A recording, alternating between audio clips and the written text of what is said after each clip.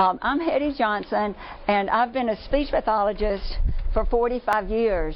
That's like a long time. And it's really been fun. And what I have loved to do is to help the whole person with whatever it was. I've been specializing in dyslexia since 2000, but today is not really about dyslexia, although that's what inspired a lot of my thoughts, because it's really just going to be about anybody who has stress. Has anybody ever had stress? Yes. So it's really about how to learn to build a better brain and to have more success with less stress and have more time to play. Would anybody like that? Yeah. So this is really for everybody. I want to get my water here.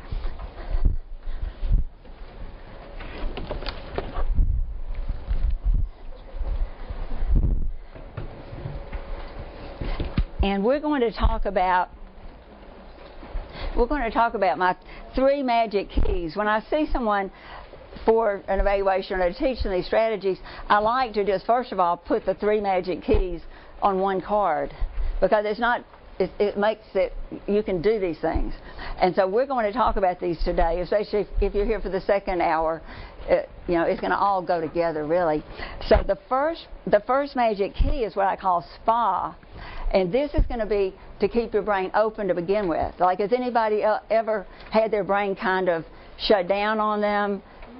Yeah, right. It's normal. So it's an approach that I developed a few years ago about this, and it was really exciting. Last March, the British Dyslexia Association invited me to come and present this in England, so it was really neat to have presented this in Guildford, right out of London, last year. So, and then SWAG is number 2, which stands for Study with All Gears. Okay, and it's all in your handout. We'll be talking. And then audiobooks. To get hooked on audiobooks, because this builds a foundation in your brain for all language to come. And so, but most people I'll say, when I get to that, they look kind of sheepish because they're often not hooked on audiobooks, or they're not listening to them. And it's not like it has to be audiobooks, but I do want you to get hooked on them. I want your children to get hooked on them. Would any of you say that your child is not hooked on audiobooks? Yeah, because most people are not. So I want to tell you about why it matters. The thing is that if you're not hooked on listening to books, and I'm talking about the audiobooks on a level that you enjoy and that are appropriate for you, but that are higher level than what the child might be reading. I want them to get more complex language in their brain, because if you don't, you're just going to get farther and farther and farther behind. I'm getting some nods. Yeah, because when you get to 7th grade or high school, whatever, they're expecting you to read, to understand some complicated books. And if you haven't been listening to them all along, your brain just doesn't have the foundation for hearing that and for understanding it. I'm just going to read you a little bit out of Matilda. I don't know if you're familiar with Roald Dahl, James and the Giant Peach, and Charlie and the Chocolate Factory. Well, Roald Dahl was dyslexic, which all the brilliant people in the world are dyslexic. I like to say anybody who's anybody is dyslexic, because they're the movers and shakers who have changed our world. Like do you think of like air flight? The Wright brothers were supposedly dyslexic, and then Sir Richard Branson, who can fly you in space, is dyslexic, and Wernher von Braun, who brought space travel, he's the father of rocket science, he's dyslexic, and Pete Conrad, who was the 3rd man to step on the moon, is dyslexic. So that's pretty good right there. Or if you think about telephones and technology, Alexander Graham Bell supposedly was dyslexic, who started the telephone. And Craig McCall, who pioneered the cellular industry, is dyslexic. Is it a pretty big deal if you started the cellular industry? Yeah. And then James Dyson, who invented Dyson vacuum cleaner and many other Dyson wonderful things. And James Russell is dyslexic. And James Russell, who invented the compact disc, is dyslexic. And his friends this isn't again about dyslexia, but I can't help but tell you these exciting things about dyslexic people. They're the smartest. When James Russell was trying to invent these compact discs, because he got frustrated that his records would get scratched, and so his friends kept saying, look, who is even going to care about a record that doesn't need a needle? And that's kind of laughable now because we do care. Anyway, so I could go on forever, and I need to not do that forever. But back to the thing about the foundation. So books are going to have higher level language than you will ever hear spoken. Like, listen to this and tell me if you talk like this at home. It was her turn now to become a heroine if only she could come up with a brilliant plot. Do all of y'all say, if only she could? Yeah. Right. On the way home from school that afternoon, she began to mull over the various possibilities, and when at last the germ of a brilliant idea hit her, she began to expand on it and lay her plans with the same kind of care the Duke of Wellington had done before the Battle of Waterloo. Admittedly, the enemy on this occasion was not Napoleon.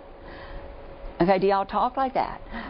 Right. And so that's my point on getting hooked on audiobooks. So that's all we're going to really say about that part. And it's just the sleep, nutrition, and exercise also crucial. And if you haven't read the book Spark by John Rady, he's a psychiatrist, and it's about the role of exercise in the brain. And it's very good. If you just read the introduction and the first chapter, it's enough. Okay, we're going to talk a little bit about swag. We're kind of going bottom up. But the point of this hour is going to be spa. Okay, we're going to just say a little about this, then we're going to do the spa the whole hour, and then next hour is more about swag. Okay, here's your brain. So I want everybody to, we're going to touch the back of our brain, and we're going to, did you see those flames come up? Am I in y'all's way? I know I am kind of. Please move okay. But those flames came up. The back of your brain is the part that sees. So SWAG, that stands for study with all gears, is about what parts of your brain you're going to light up. So let's touch the back of our brain, and let's all yell out. Let's say, seeing. Seeing. Yeah, you're good. Then more flames. Let's touch above our ears and say, hearing and talking. Hearing and talking. You're good. And then touch like the crown of your head and say, touching and moving. Touching and moving. Yes. And then if you're doing all those things, what shape did that light up? Triangle. Yeah, so I have a little triangle on my swag that I just like. So it's like this swag magic triangle. And we're going to have one more piece added, the front of your brain. Let's touch, put it like the heel of your hand in between your eyes and then all the way up. All of that, that's the prefrontal cortex, and it's the CEO of your brain. So it's where you're doing thinking, everything the CEO of a company would do. Oh, by the way, like the CEO of Apple Computer, supposedly Steve Jobs was dyslexic, and Bill Hewlett, if anybody's ever heard of Hewlett-Packard, he's dyslexic. Anybody who's in. Can we become dyslexic? Yeah, well, we should. I know. I know. It's a real loss if you're not, and I'm not either. I have to work at this stuff. But not to minimize. Dyslexia does cause frustration. It can be big time. But it's incredible. Please get on my website and just look at what I have about famous people with dyslexia. It's just HettieJohnson.com, and it's on your handout. But I have a lot of videos that I'd love for you to see. No, but my strength is reading and writing, reading and spelling, especially, are my strengths. But I get lost. I may be dyslexic for numbers. Because I don't know. I'm just beginning to decide. I want to be part of the in crowd. So this swag on the back of this card, I always write, and I didn't put it in your notes, but it's called Hebb's Law, H-E-B-B''S. If you just want to Google Hebb, he was a psychologist and published this main book of his in 1949. He was from Canada. But his law, which talks about what we did here, his law was like this triangle. What if you get, these are your neurons, like the brain cells in your brain, neurons. Let's say, the flames that we had coming up, let's get the flames up again. And these are your neurons. And this is Hebb's law. He says, neurons that fire together, wire together. So isn't that good? So let's do it again. Let's do it all out loud this time. Neurons that fire together, wire together. And that's why doing all this together, like jumping rope while you study, dribbling a basketball, just running around, this is all for the second hour talk, but, sitting on an exercise ball, or lying down on the exercise ball and having your work down there. This is tricky, but, if you had your work down here, if you had a bunch of flashcards or something down here, hi, come on in, get you a handout and a piece of paper and yeah. But if you were lying down on the ball doing your work and yelling it out while you're seeing it on the floor, or if you were jumping rope while you were yelling out your work, would you be doing the magic triangle? Would you be seeing? Let's touch it as we go again. Would you be seeing? Would you be talking and hearing? And touching and moving, or if you're throwing a ball, and would you be thinking and planning the front of your brain? Let's say this one. I didn't have us say it on the prefrontal cortex. Let's say thinking and learning. Thinking and learning. Yeah, and it's a lot of other stuff. It's planning. It's everything we call executive function, because this is the executive of your brain. Okay, so more of that in the second hour. Now, does your brain ever shut down? We already said sometimes it does. Sometimes do you or does your student ever know the stuff for a test, but then they don't do as well? Test anxiety. Yes, so that's what this is all about. We're going to talk about your amygdala, which is my favorite part of the brain. We're going to do a lot of stuff that we're going to start at our shoulder. We're going to end up at our hand. Like if we say a word like sunset, let's do that one. We're going to always start here, sunset. And then if we have a longer word like amygdala, amygdala. You are so good. Yay. What was this last part? Good. What was this one? Yay. What was this one? Wow.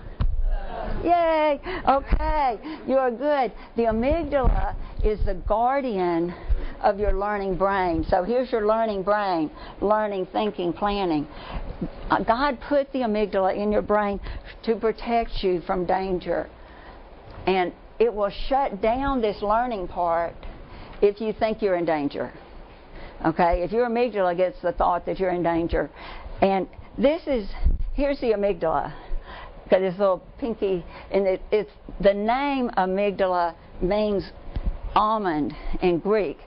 And the other cool thing is there's a book that we're going to talk about in the second half called Word Detective, and you've got it. I don't know. You might have it in your handout, but Word Detective. And I'll be glad if y'all want, if somebody were to send a sheet around with email addresses, that I could send you a lot of supplementary stuff if you want it. So if anybody wants to start a sheet like that, I would be glad to. But in a book, in this program that we'll do second hour, it talks about words like amygdala. Do you see a Y on the inside of that word? Okay, did you know that whenever there's a Y on the inside of a word, acting like a vowel, like saying mig, pretending it's an I, it means it's Greek. And how cool is that? And the other most cool thing that this book teaches you, it's not just a book, it's a game. And it's awesome, and it will change everybody's life. Everybody is fabulous. What it teaches you about it being from Greek, there was another Greek word that has to do with a sporting event that they started. Olympics. Yeah, does it have a Y on the inside? And you know what else? How were the athletes dressed in the first Olympics? They were naked. How cool is that? And and so this book makes you, so from now on when you see a word with Y in the inside, you'll think, oh, naked. And so there's a famous quote by Marianne Wolfe, who's a neuroscientist at Tufts University, and she says, the more you know about a word on many different levels, the faster you will read it and comprehend it. And I would say and spell it, but it wasn't in her quote. But wouldn't you say that's true? You're going to see why now, and you're going to see it differently. Naked. How cool is that? So this amygdala, it will shut down your learning brain if you're anxious. And it's like putting up a stop sign. Can you think very well or learn very well if you have a stop sign in your brain? No, right. And so that's why we might just blow it on a test that we knew. Because if you're shut down, nothing works. That's for 40 years, it was all about swag and audiobooks. But for the past 5 years, well, not really that long, but I had the thought of, oh my gosh, if your brain is shut down, the strategies don't matter. You can teach them everything, but the strategy, if you're shut down, you're out of here. And so that's when why SPA is first. Because you've got to keep your brain open.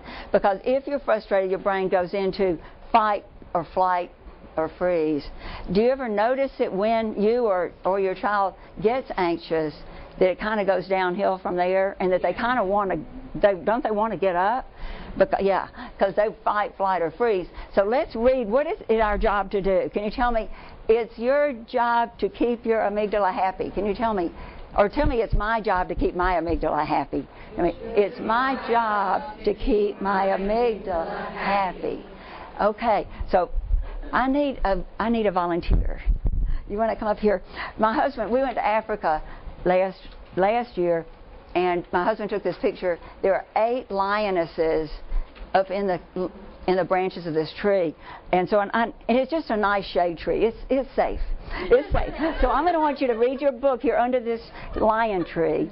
Okay, so she's just under that lion tree, and so read your book and just read, and then guess what? They all got the message. There's a meal here. So all the lions are jumping out of the tree, and they're about to all land on you.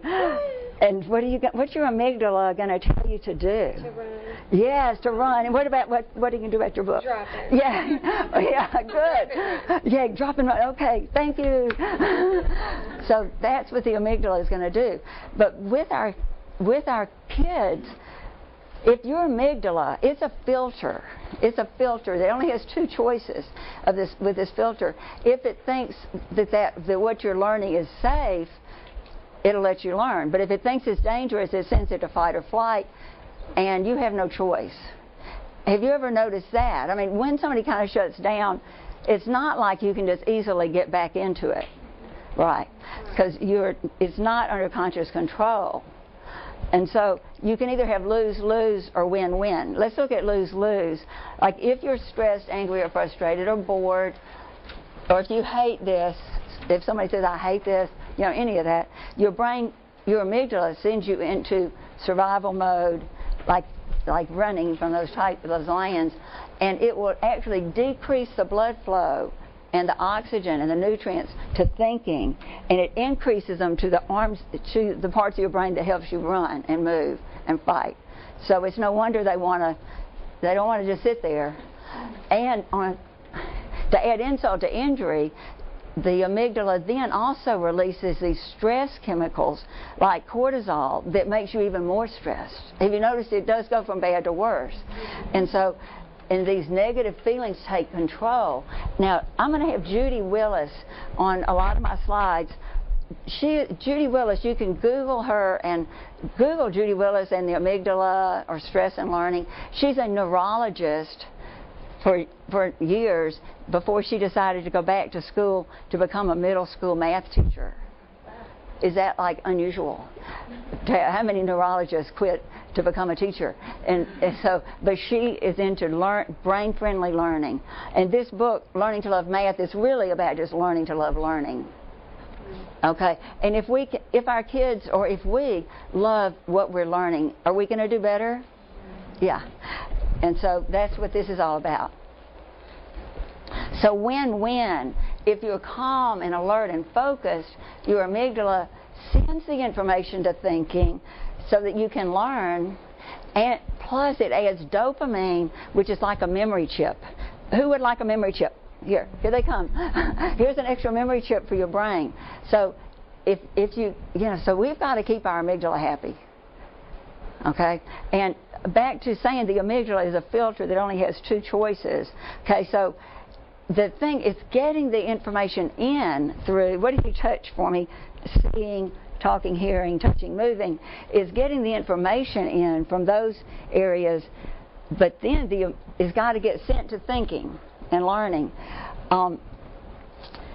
And the other thought was that our students, when something looks hard or they hate it or it's scary or they think I don't have enough time, oh my gosh, I've only got 10 minutes, your amygdala thinks it's the lion.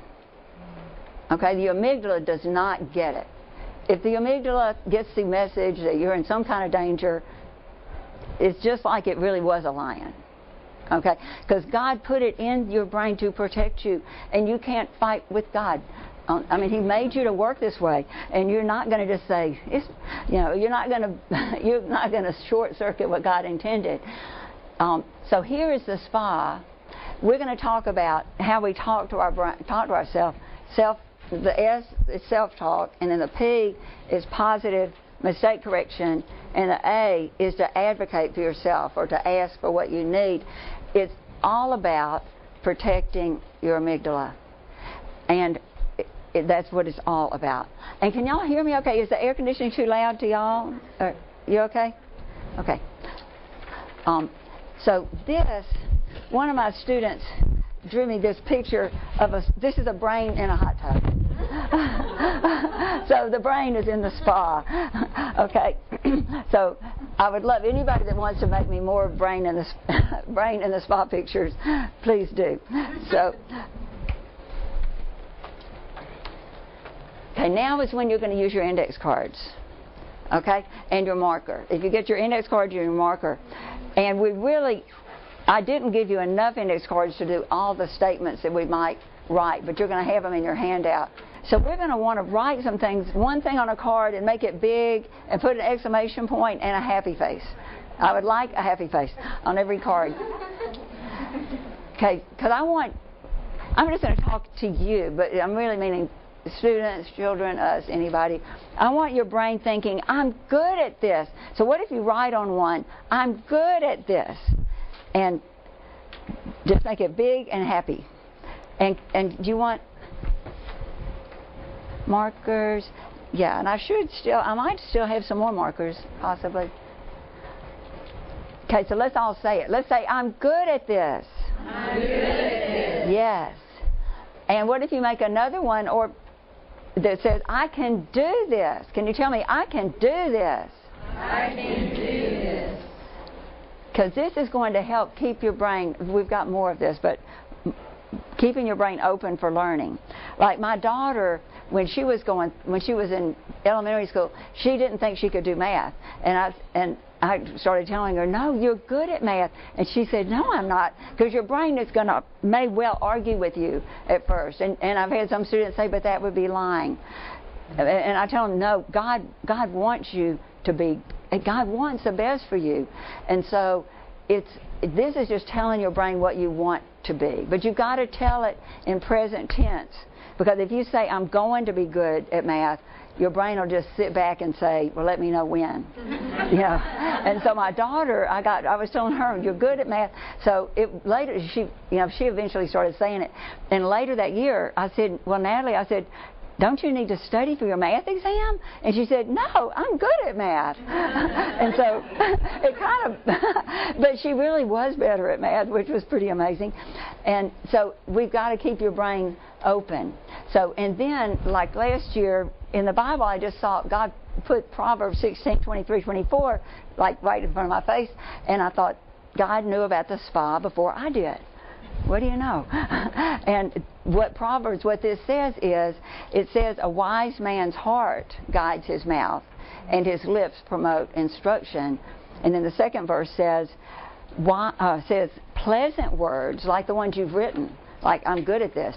It says pleasant words are a honeycomb, sweet to the soul and healing to the bones. Now think, like God had made the honeycomb, and I've read that the honeycomb is either the strongest or one of the strongest structures in nature.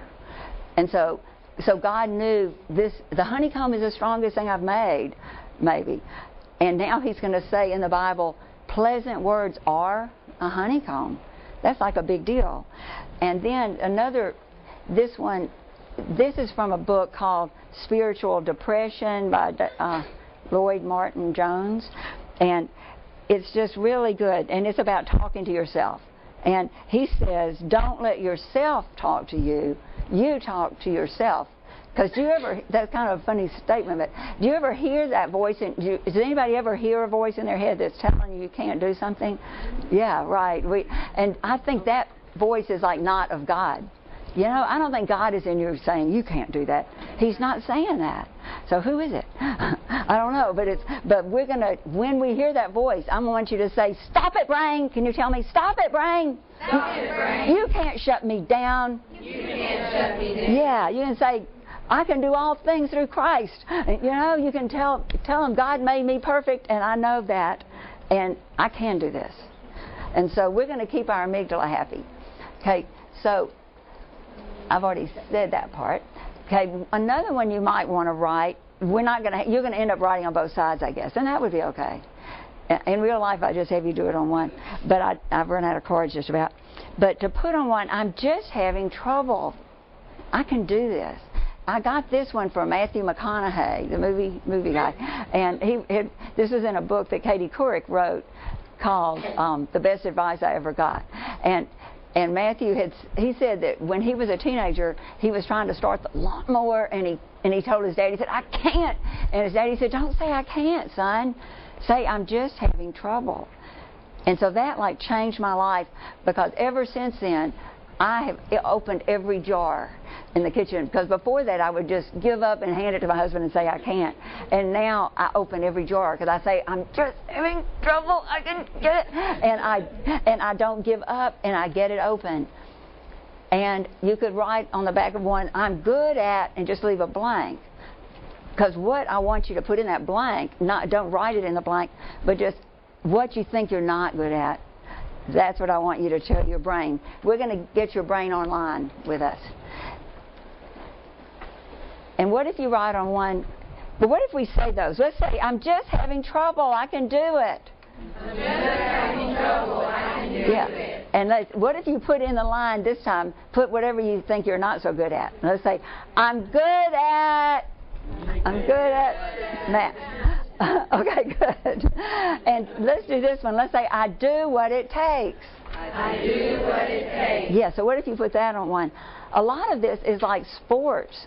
You think about a football coach or any kind of coach, are they going to tell their athletes, "Well, you're going to lose this game, you're not really any good"? Right, they're not going to say that. What are they going to tell them?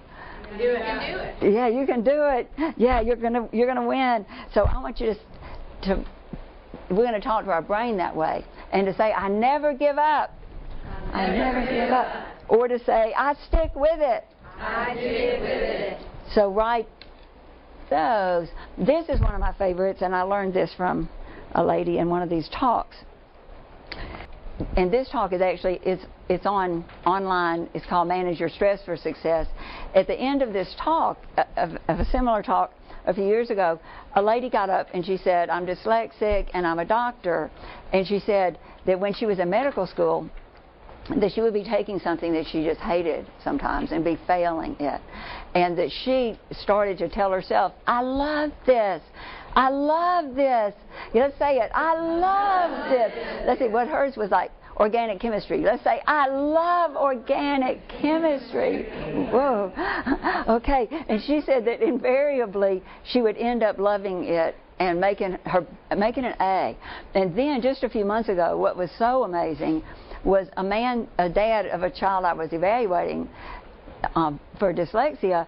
When I got to this part, he said, that's what I did for Algebra 2. He said he hated Algebra 2, was failing, and he did the same thing. So let's all yell, I love Algebra 2. I didn't hear that strong. Let's say it again. I love Algebra 2. Yes, and you know what happened? He ended up loving Algebra 2 and making an A, and then he majored in math in college. That really proves it worked. You know, you would not choose math as your major, right? And so it's amazing, amazing. So it's all about the amygdala getting the happy message and that you're safe. You're safe. Because again, when the amygdala hears, I hate this, it thinks it's a lion. You get the same result. Okay, so what if we say, I'm a great student? I'm a great student. And this is easy and I'm learning fast. This is easy and I'm learning fast. Yes, yes. Helmstetter, I have within this handout I have one slide that's all books. And Helmstetter is one that especially predictive parenting, it's really, they're all so good. But that's where he especially talked about this positive self-talk. You're just programming your brain to be what God intended your brain to be. Because I don't think God didn't want us putting roadblocks up in our brain.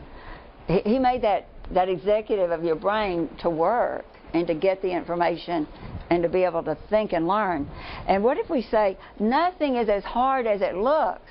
Nothing is as hard as it looks. Because if you ever had your child or yourself to get an assignment and you just immediately think, oh, that's too hard, or that's too much, or I'll never get it done.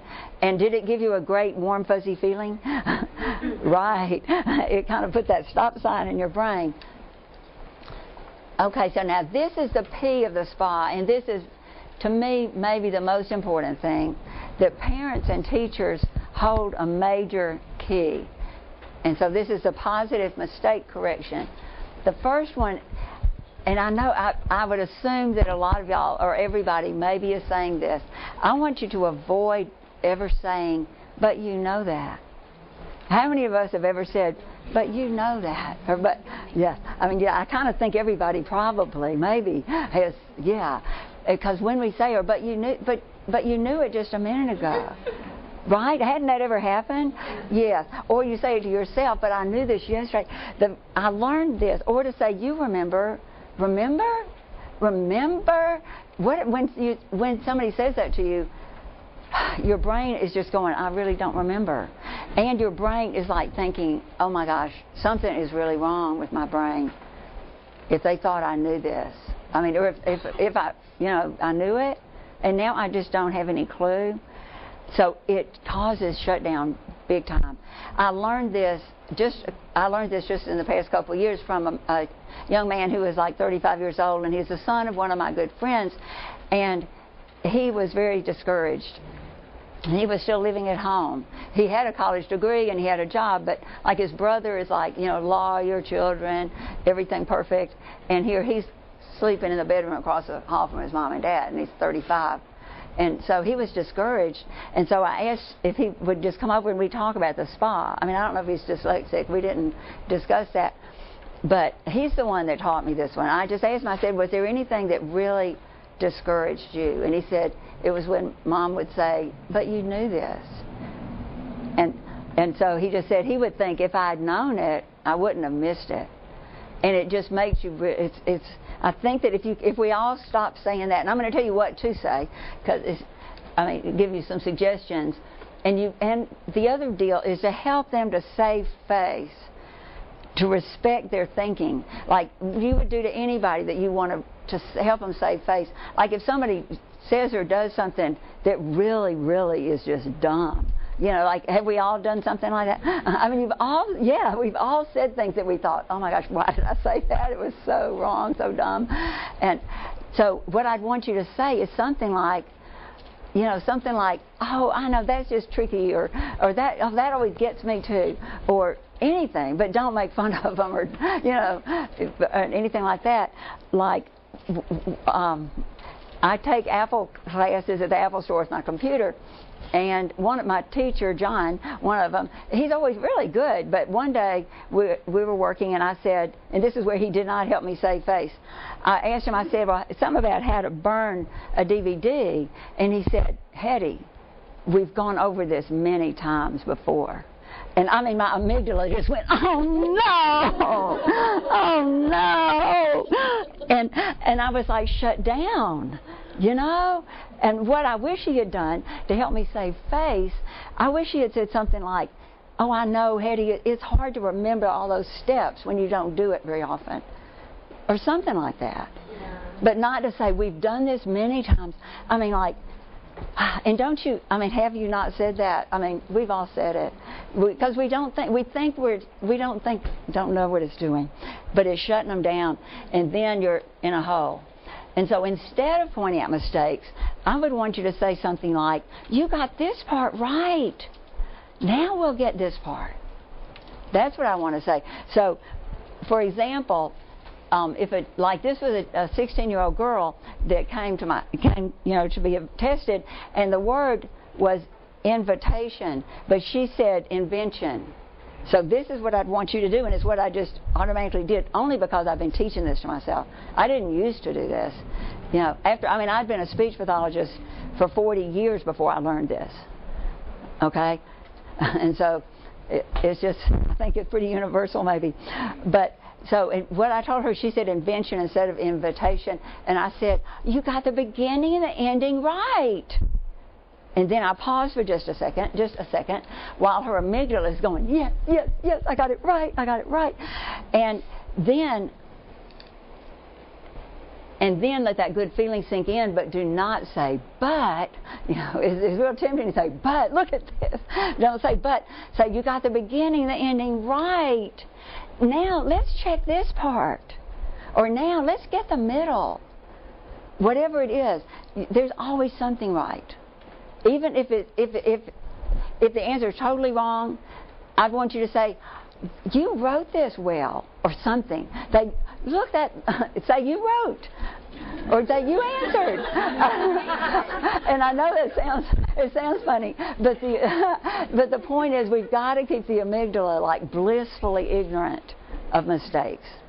And I'm serious as everything about that. If the amygdala thinks that I'm the best, I'm always right, I'm always safe. That's it. That's the message the amygdala is getting. I'm safe. You can keep the brain open. Don't send it anywhere else. Don't send it to fight or flight. Don't flood the brain with stress hormones. Instead, give the brain a memory chip. Make the brain even smarter. Here's a memory chip. It's safe. It's safe. So I want us to do that together. I forgot what I put here. I want us to help our children and ourselves feel like I'm always right. Because don't we or our kids sometimes go to bed or finish our work in tears maybe? Yeah, and thinking I can't do anything right. I mean, we've all had that feeling, right? That I can't get it.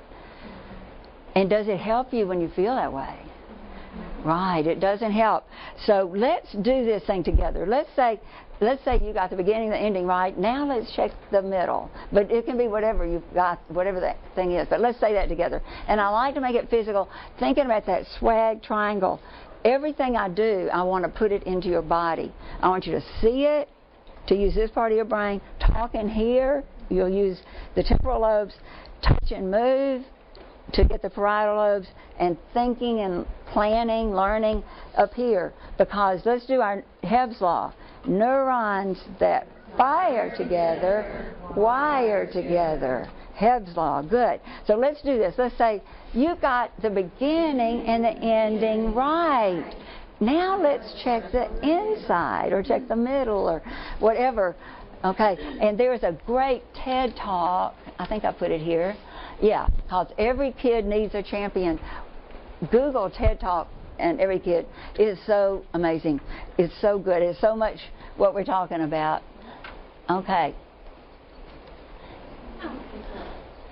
So this is kind of going to be just like the student talk. When somebody, has anybody in here ever made a mistake? No. And so the deal is, when you make a mistake, I want you to be positive yourself, to keep your amygdala feeling safe. Do you know how sometimes maybe we all will kind of beat up on ourselves when we make a mistake? I mean, yeah, and does that help? Right. So we're going to have happy amygdalas. So when you make a mistake, be kind to yourself. Show your amygdala only what you got right. Tell me, I'll show my amygdala only what I got right. Let's say, show my amygdala only what I got right. Yes, because you're going to still work on it and fix it. Okay, does that make sense? You're going to say, you got this right. Now we'll get this. Now we'll check this. So I'm not saying to ignore the wrong, but don't tell the amygdala. Okay? And when we're marking or grading a child's paper, you're saying don't mark the incorrect answers. What if you mark the correct answers? I don't know. The TED Talk. Okay, I'll tell you the TED Talk that I was saying about. This lady, what she was teaching, I think high school or college, I forget. And a student came up they were coming to get their papers, and the student came up, and he had missed every single thing except for two. There were two answers right, and up in the corner she had +2 and a happy face. And he said, but I still failed it, didn't I? Isn't this an F? And she said, well, yes, but you're on a roll. You got 2 right. And so I don't really know if it's practical to not mark them. If you could just mark the right, but somehow, if you could talk to your child about, I just tell them about the amygdala. I mean, I want the children. They need to really know it's their brain, and they're in the driver's seat. You are in the driver's seat of your brain. So to let them know that the point of this is to keep your amygdala happy. Maybe if you think that can work for you, to say we're not going to mark the wrong ones, we're going to mark the right ones. I don't know, but try that. That you may find that isn't good, but just make it subtle, or just tell them to not dwell on it, to look at the good. I don't know. What do you think? Well, we just put dashes outside of if they missed it. Really like okay. a minus sign, just a dash by the yeah. number.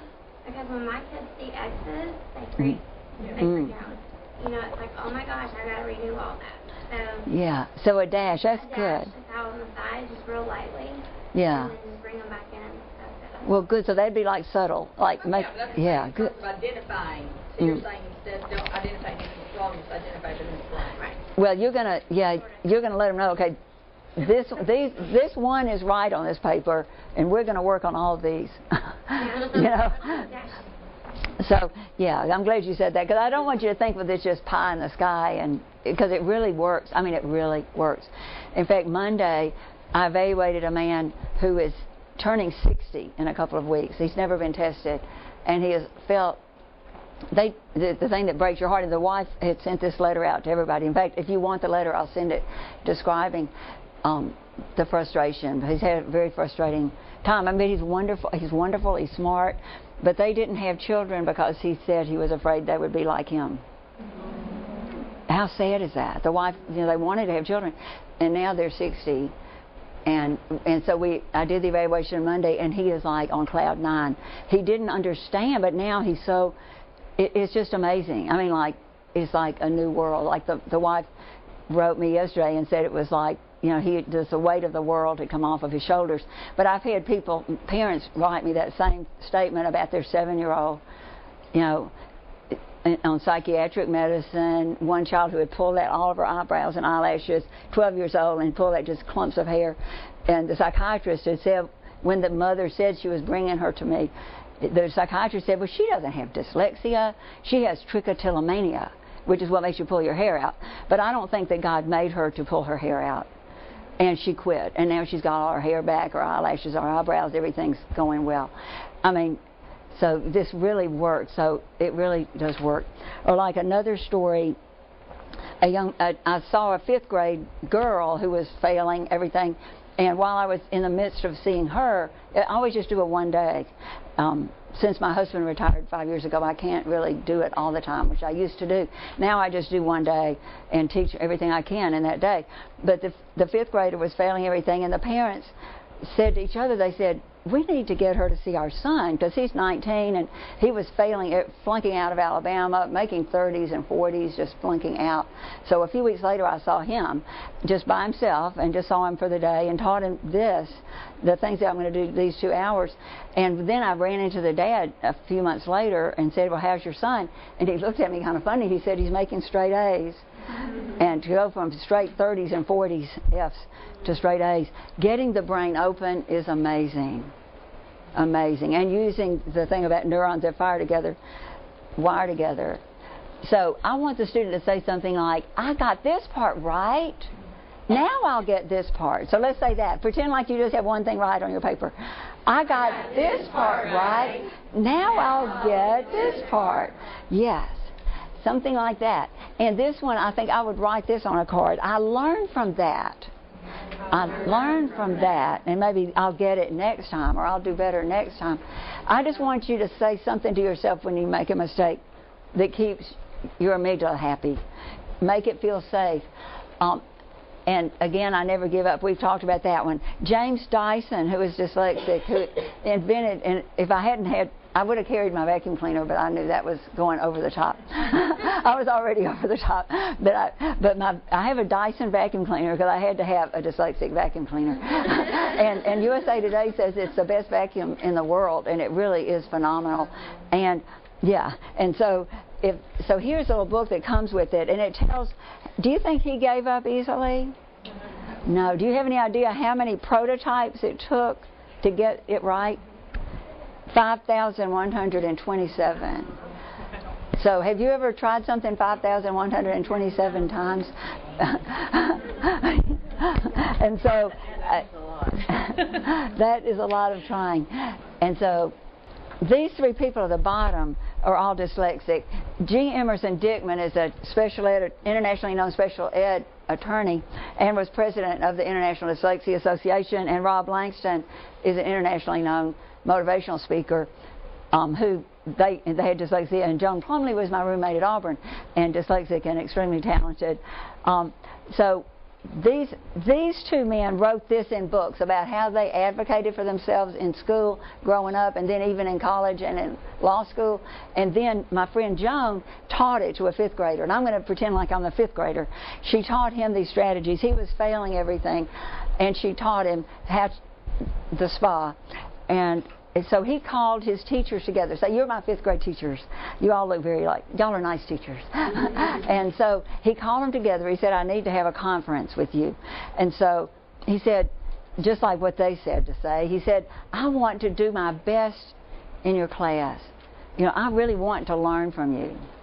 And it would help me if can I sit up front and close like where you are?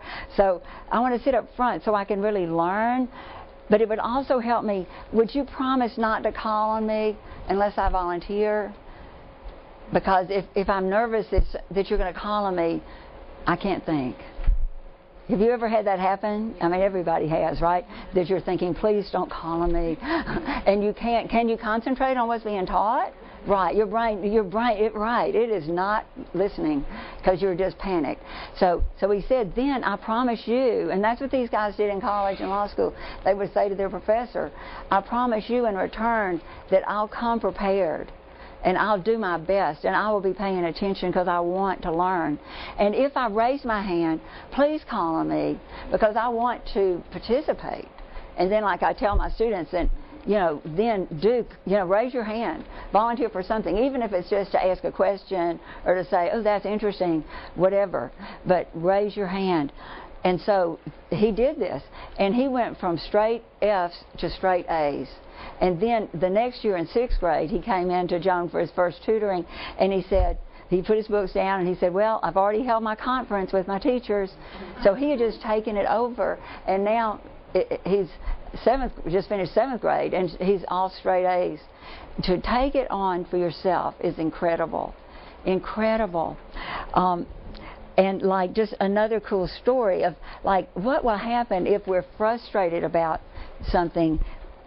This was a 2nd grade boy that came to me, and when I tested him, and he was superior intelligence but could not read, write, or spell and was so embarrassed, but he wouldn't admit he was embarrassed. He said, I just hate to read. Not I can't read. I just hate to read. I would rather milk a goat with my mouth than read. That's what he said. How about that? I mean, that's pretty tough. I'm sorry, I should have warned you. But, he was that embarrassed, and he didn't know what to do, but he wanted to shock me. And so we did. So we worked like twice a week his second grade year and once a week his third grade, and then they lived an hour and a half or so away. And so we stopped, and he was doing well. So his mother, though, called me when he was in 7th grade and said, I just wanted you to know what a success story you have here. And she said he had been tested. He was chosen for the Duke Talent Identification Program, the TIP program in 7th grade, and he was reading in the 99.9th percentile. Amazing. It works. Or like another student that she was going into her senior year at Mountain Brook High School when she came, and she was reading on the 6th percentile, which is way down there at the bottom. But she was making A's and B's because she was memorizing. I mean, this is stressful. She had just memorized. She could read constitutional, but you'd show her IP like yep, and she'd say, well, I don't know that. So she really wasn't reading. Memorizing is not reading. She couldn't decode anything. So we worked on this stuff twice a week her senior year, and she got into Auburn, and she was getting ready to go to Auburn, and she said one day, she said, Hettie, when I get to Auburn, do I still have to do this? And I said, well, do it down here.